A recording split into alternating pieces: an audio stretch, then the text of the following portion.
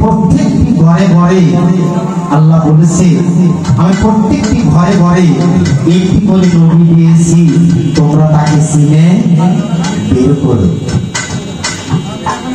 কিছু তত্ত্ব আমার সাধু বাজারদের কাছে আছে, তাই সেই নবীটাকে, ওই ইমামটাকে কেবা মাঠের মধ্যে দুইজন ব্যক্তি নামাজ আদায় করবে, কাজ করছে, এই টাইমে ছোট আসরের নামাজের আজান হয়ে গেছে, দুইজন নামাজি। যদি ওই দুইজন নামাজ তো আর একা একা পড়তে পারবে না, জামাতে পড়লে সব বেশি হয়।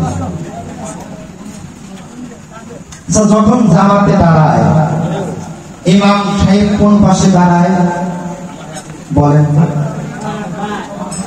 ইমাম থাকে বামে, ধন্যবাদ, আর মুক্তাদি থাকে ডাইনে। যে মানুষটা যেদিন থেকে আমি ঘরে নিয়ে আসলাম নববধূ করি, ওই মানুষটার স্থান কোথায়, ডাইনে না বামে? হ্যাঁ,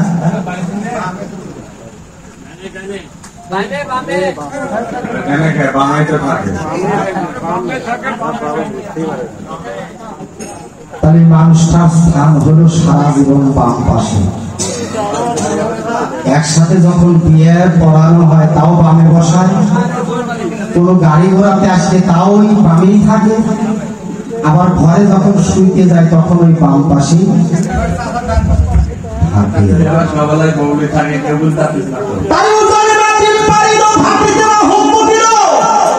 এই ইমামকে আগে যে চিনেছে তার আস্তে আস্তে সাধন সব হয়ে গেছে। আপনি যত বড় ফকির হন, আপনার ওই মানুষটা যদি ইচ্ছা করে এই মানুষটার ফকির আমি একদিনের মধ্যে ধ্বংস করবো, পারে কিনা? পারে কিনা? আপনি যত বড় আলেম কেন হন, ওই মানুষটা ইচ্ছা করলে আপনার আলেমগিরি ছুটাইতে পারে কিনা?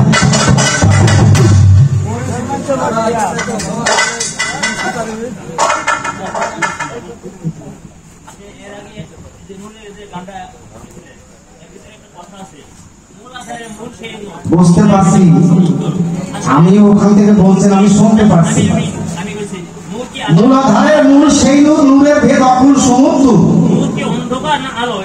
নূরটা হলো আলো, নূর কোনদিন অন্ধকার না। কথাগুলো ইতিপূর্বে বলা হয়েছে। নূরের উৎস কোথায়, এই আলোর উৎস কোথায়? একমাত্র পানির থেকে। ভেড়ামারা পার হাউস আছে, ওই পারমাণবিক বিদ্যুৎ কেন্দ্র আছে।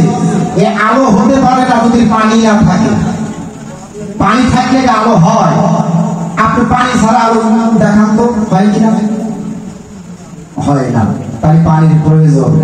তাইলে নূর শব্দের অর্থ আলো বা জ্যোতি।